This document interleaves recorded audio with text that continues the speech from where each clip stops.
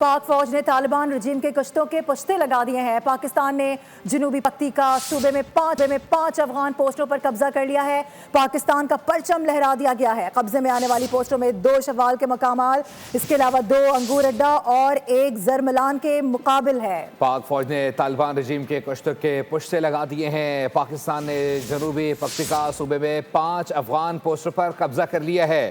پاکستان کا پرچم لہرا دیا گیا ہے۔ قبضے میں آنے والی پوسٹوں میں 2 شوال کے مقابل جبکہ 2 انگور اڈا اور 1 زرملان کے مقابل ہے۔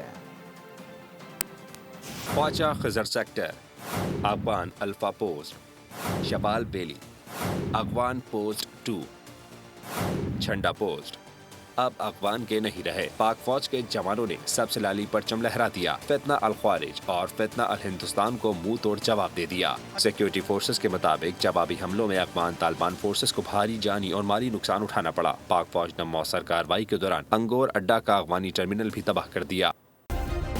سبسکرائب کریں اور بیل دبائیں تاکہ کوئی خبر رہ نہ جائے۔